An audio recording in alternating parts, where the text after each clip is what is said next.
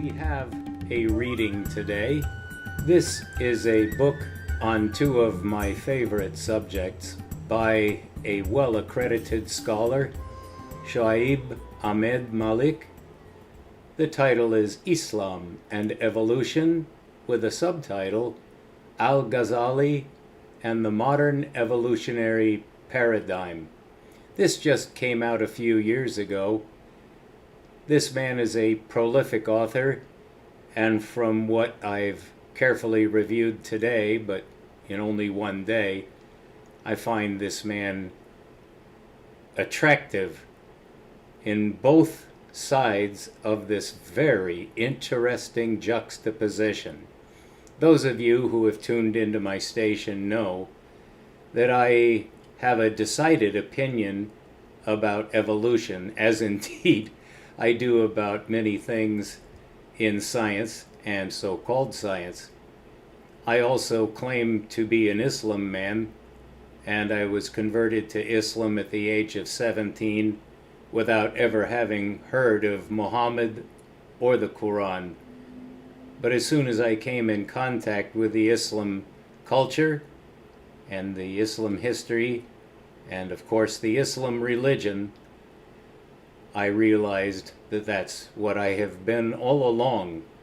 And so I'm extraordinarily attracted to Shoaib, and I'm sorry I don't know how to pronounce in that language, but this is Dr. Malik, who has some amazing accolades attached to this work, where he attempts to steer a balanced course through this incredibly divisive confrontation between Western pseudoscience, which he does not call it that, I do, and the one and only true religion of the earth, given to the earth by heaven through Adam, Hanoch, Noach, Ibrahim, Moshe, Yeshua, the prophets, and of course Muhammad. We're going to just read without me attempting to make any of my usual interjections. I'm a highly opinionated man. I found it necessary to be such, but in my older age, I am 70, I find that that was very much an interim and rather juvenile attitude. Whether it was correctly serviceable or not, I have been a combative and opinionated man. Although my opinions have changed on many things, showing that it's really not too wise to be overly opinionated. It's much better to steer a course of peace. And that's what I seek to do now in examining these two amazing subjects, which are brought into conflict not just in the modern world, but throughout time. Evolution is a abstract term, it's a blanketing term for a philosophical point of view which has scientific justification to some extent. It is usually associated with the name of Charles Darwin, and rightly so. He was one of the first three very popular expositors of a seemingly brand new idea in science, specifically biology, but with ample support from geology, to make a case for the speciation of man from the ecology, that man is a species. That is not true. I'm just going to say right away that man, of course, is not a species. But for me to say, of course, is to violate what I just said about steering a middle course. On this topic, I cannot change my own opinion, but I can change my approach in communication. Science is collaborative, it is cooperative, and it's supposed to be communicative in a progressive and helpful manner. to all involved. That is not always possible. And so we're going to read from this, and I will be reading this for the first time. I am considered to be an excellent reader. I could tell you why, but hundreds of people have told me that I should be in radio or something of that nature. I was even offered a job as a voiceover performer. I have practiced in English at all levels, and that includes oral communication, which involves such things as intonation, cadence, pronunciation, etc. If it's from my own mind or anyone's mind, one must consider grammar, syntax, the construction of phrases, paragraphs, and putting it all together, some form of understandable speech. I am not of the same caliber as this scholar, and I already know that without having read more than 2 paragraphs of his work. He has written several books, and he is, in my opinion at this early stage, rightly acclaimed as being one of the foremost authorities on this combined subject, which is considered by all involved to be confrontational to the most extreme degree. I will be following Dr. Malik as I read and learn at the same time you follow along with me. So let's get going with this. You've seen the title page, and we're now going to begin.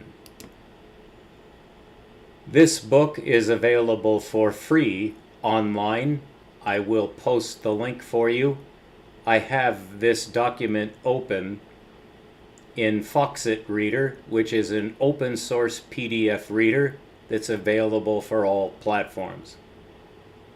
This book is 362 pages long, the way it's presented in this PDF format, and I have it open to the very first page, besides the content page, that is, the title page. And I'm just going to read the first of these accolades, and I hope I'm saying that word right. I always like to extend my vocabulary, but sometimes, being human, I may not actually get the pronunciation or even the meaning right. And if you're not making mistakes, you're not trying very hard in whatever topic. That doesn't mean that mistakes are great. It means they're unavoidable if you're pushing the envelope as hard as you can. The topic of evolution and its potential clash with the mainstream teachings of Islam is one of the most contentious and charged issues of our times.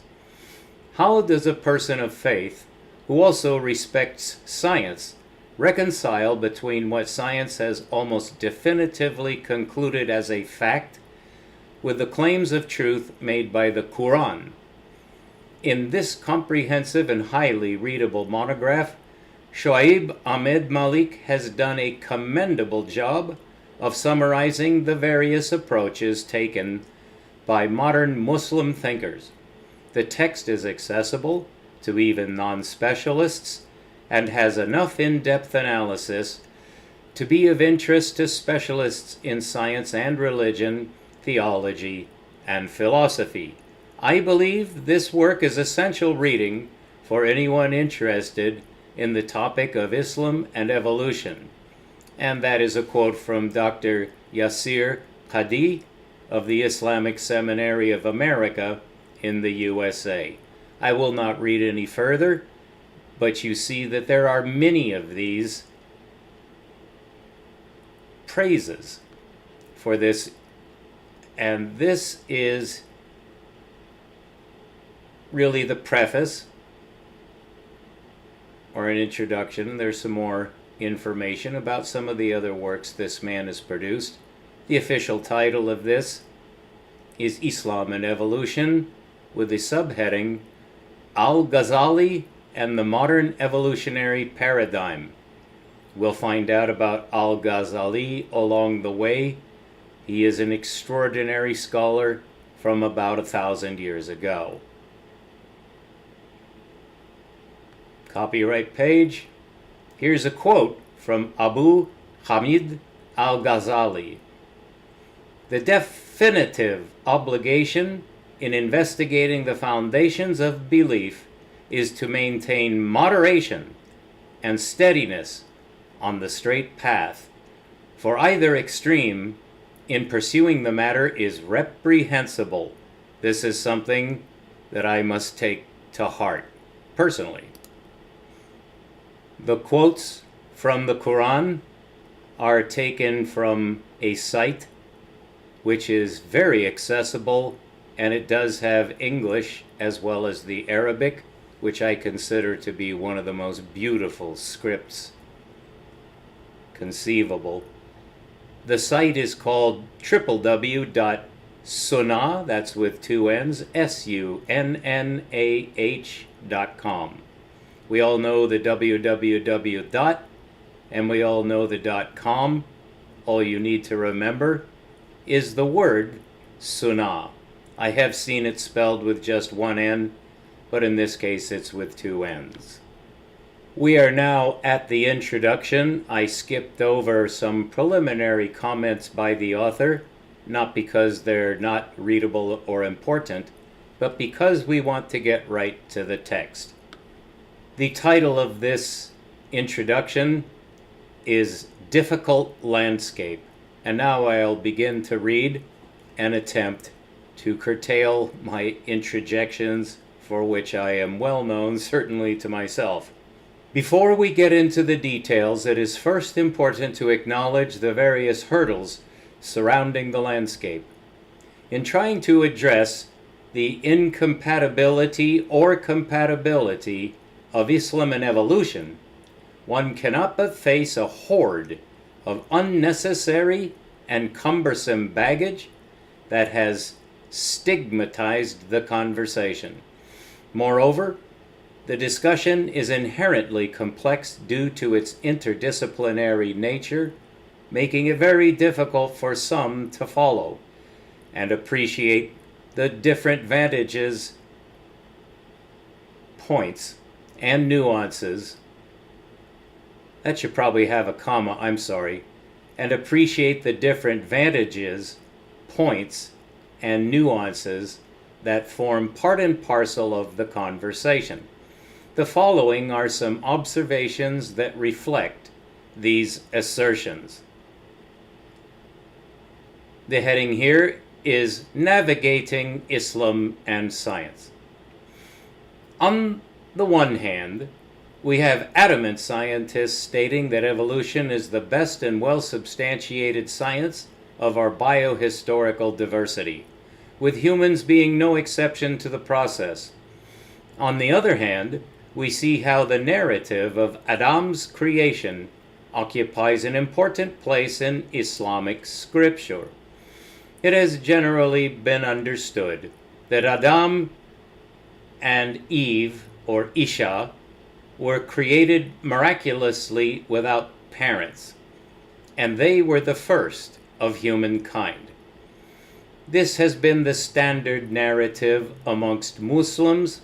Thus, we very quickly see an emerging conflict of ideas, leaving many Muslims to choose what may appear to be a binary choice, that of Islam or evolution, which in turn leads to sweeping statements and conclusions. Some will choose to reject or doubt the science of evolution because they deem the creation narrative provided by their Islamic teachings to be on firmer ground.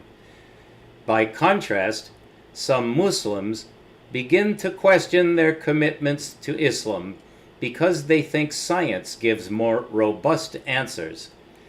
This has resulted in some individuals leaving Islam altogether.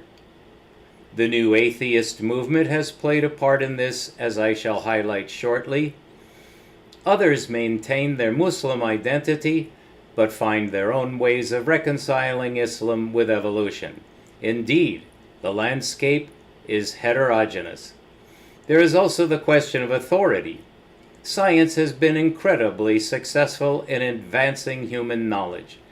Viewed superficially, Islamic discourse seems to be stagnant since its inception in comparison to the progressive and dynamic world of the natural sciences. Given this apparent discrepancy, it is not necessarily a surprise to see how science's authority begins to overshadow the authority of Islam and any other domains of knowledge. As a matter of fact, this creates a conflict of authority, where the theologian is pitted against the scientist. Each one will have his own sensitivities when it comes to external imposition or appropriation. Accordingly, one can reasonably understand how the reception of evolution amongst Muslims, particularly theologians, pushes them to reevaluate their scripture, and how that can, to some extent, be seen as a kind of intrusion upon a 1,400-year-old tradition. The combination of age-old precedents, theological scholarly authority, be it old or new, and general skepticism towards any kind of external incursion on traditional Islamic discourse makes for a very uneasy setting.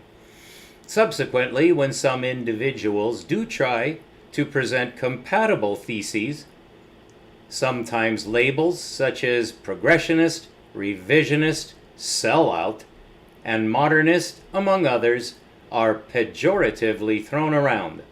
On other occasions, when theologians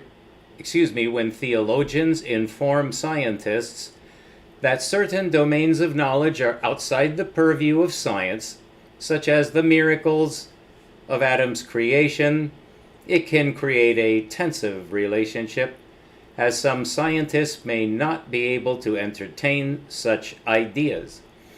Depending on how science as a method is differentiated from science as an ideology, that is, scientism, we now have the heading Misconceptions, which I've already scanned. I put this on pause. It is important when doing a reading to know the material first. I actually don't, but I did scan ahead as I rose to get some water. It's 100 degrees here today. And Misconceptions has some very interesting information according to my particularly one-sided point of view. I do not accept evolution at all because it's absolutely disproved. However, what this man, this scholar, Malik, is attempting to do is to find a middle ground, and I wish to do the same thing as well. But we're going to see some of the evil sides of this controversy, and there is evil on both sides. And when I say evil, you can take that any way you want. That's the word I use. Misconceptions. The dialogue becomes even more convoluted when various isms are associated with evolution.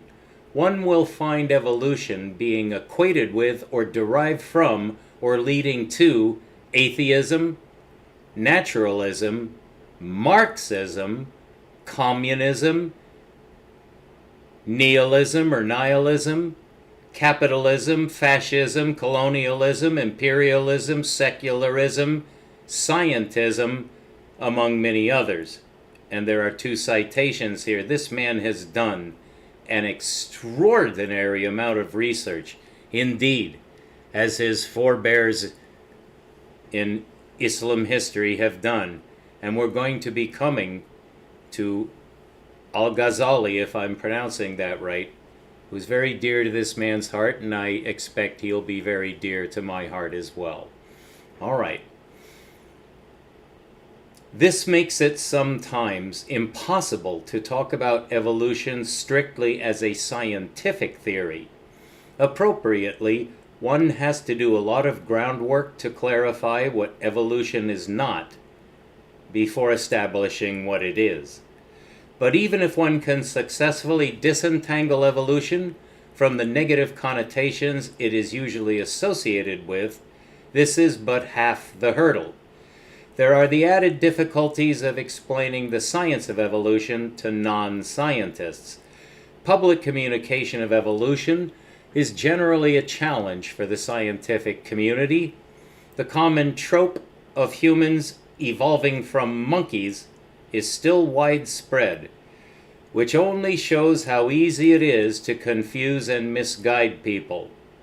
In other instances, the education delivery is problematized because of the social context. There are several studies which indicate how evolution is viewed negatively, suspiciously, or with hostility in the Muslim pedagogical settings due to religious and cultural sensitivities.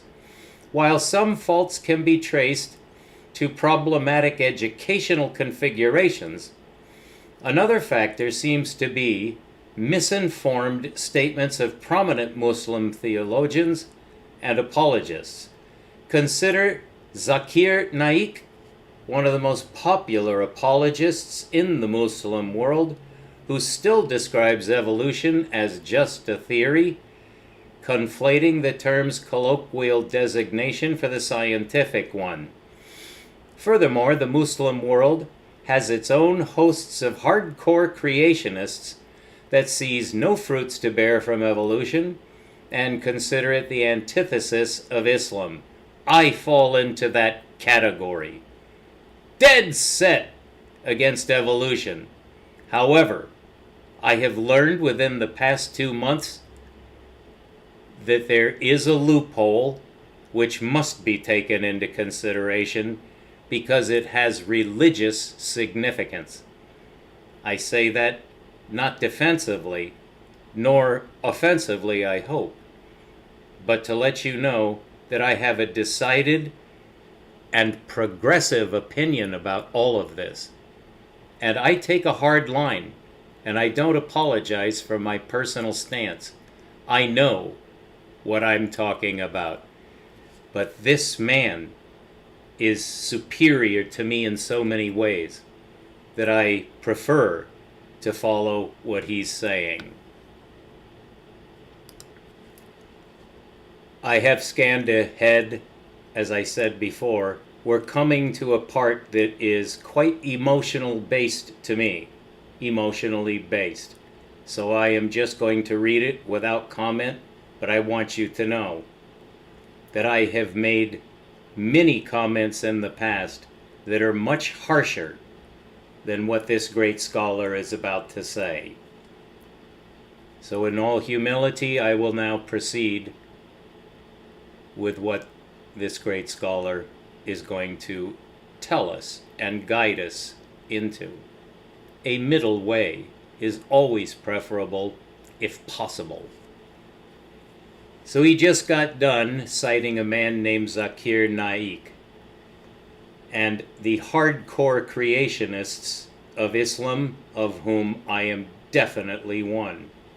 All right, he's going to cite another name now, and I can't go into such detail because this is my first reading. I shouldn't really be interjecting at all, but this is my station, my platform, and I'm trying to do my best in the best way I know how.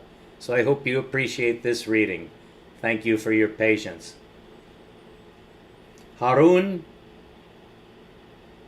Yahya,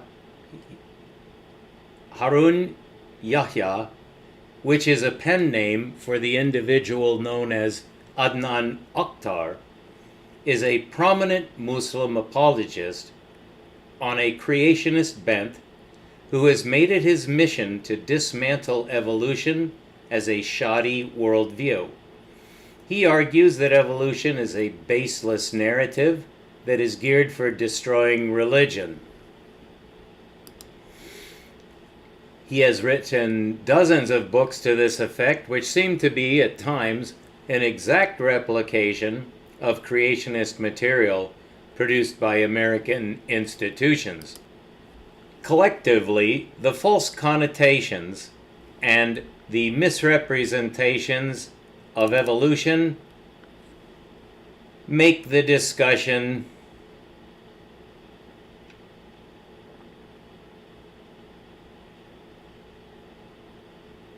unnecessarily difficult and cumbersome.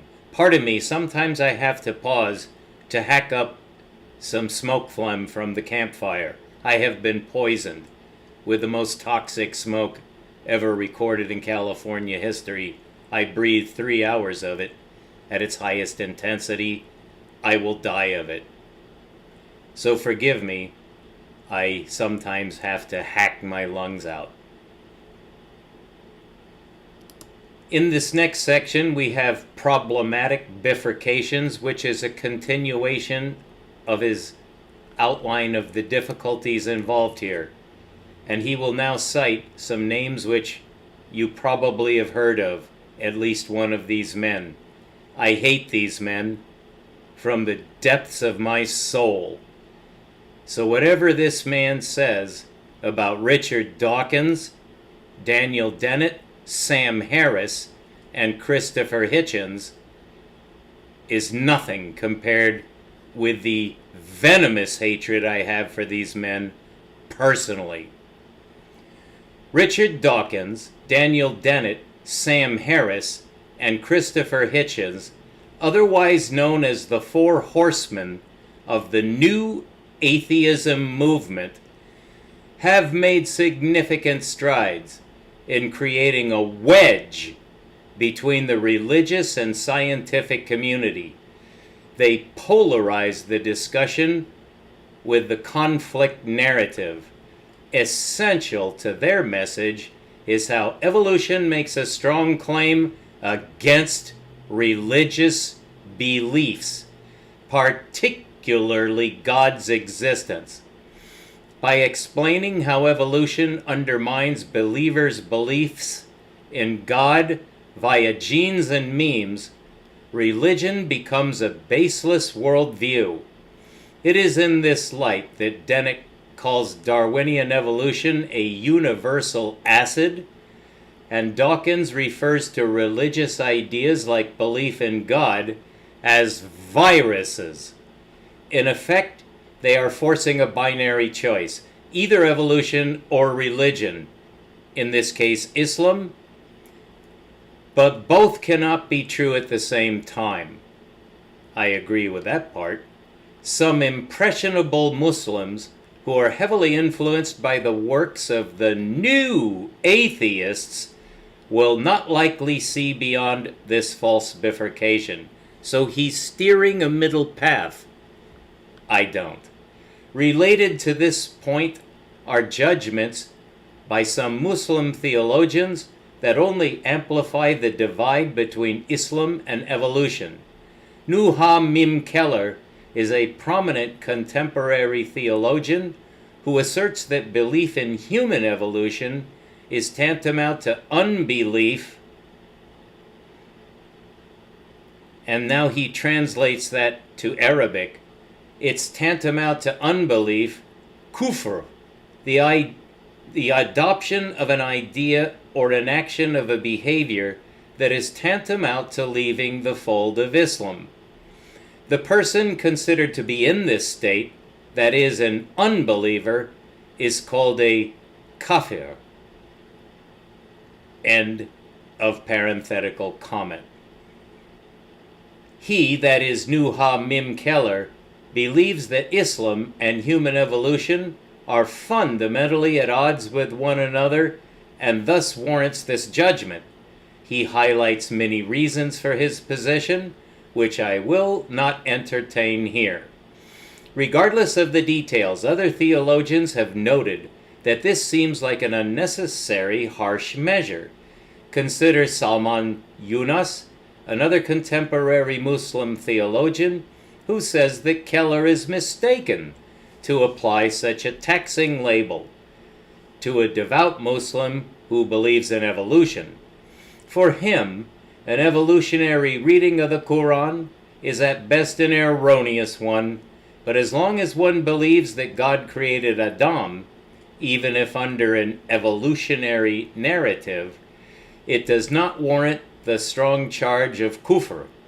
To be clear, my point with mentioning this difference in judgment is only to point out how even theologians have disagreements over the dialogue of Islam and evolution, and judgments like kufr, or sweeping dismissals of evolution, may aggravate the discourse unnecessarily and result in simplistic binaries, which in turn into the unhelpful narrative of new atheists. The need for nuances and thinking outside of strict either-or categories is much needed to help reduce the conversation's polarity. His next heading is called Emotions.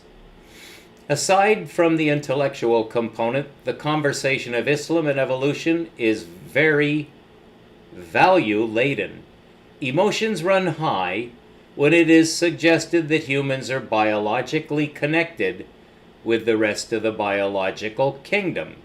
It is not uncommon, at least in my experience, for one to hear contemptuous retorts like, "Do you think I come from a monkey?" Apart from the misunderstanding of evolution, the notion that we have any biological relationships to animals seems like an alien and unfathomable idea, that the theory is sometimes dismissed purely on emotional terms. It may have religious roots, since after all, Islamic scripture does indicate that God created man with honor and dignity. But it can also be seen as an insult according to one's culture. I remember once talking to an old Arabic teacher of mine who was simply disgusted at the thought of the theory. Without even quoting scripture, he felt it was an insult to humankind to have any biohistorical dependence on other lesser animals. There is another episode that accentuates the sensitivity of this topic, and we're going to finish here because after this we're going to come to the nature of this book, which in my opinion is a logical stopping place. After getting newly appointed by an institution in a Muslim-majority country, I went through induction week alongside a cohort of other new faculty members. The reader might be surprised to learn, as I was back then, that the lead instructor made it very explicit how the topic of evolution should be handled very cautiously with students. The instructor informed us of a faculty member who raised this discussion in a classroom, which rubbed some students the wrong way. Within 3 days, the faculty member was fired from the job. Given this episode, the instructor jokingly remarked that instructors teaching biology would do well by referring to evolution as the theory of change. Students hardly get irked by this kind of terminology in the instructor's experience with teaching the subject. In other words, evolution is not just a hot topic, it is a loaded term and should be treated very carefully. While these events may seem trivial, as both scientific and theological truths are supposed to be judged independently of our emotional biases, it highlights another layer of difficulty associated with a conversation. Evolution is neither socially nor culturally neutral. Thus ends our reading from Dr. Malik in this incredible book. I believe it's going to be. I find it so already. I hope you do too. I have my own opinions, which are based in fact and truth. And I don't like false scientists, especially Richard Dawkins and Sam Harris, whom I consider to be beneath the dignity of anybody to even accredit in any way except as monsters. Thank you very much. I hope you tune in for the next reading.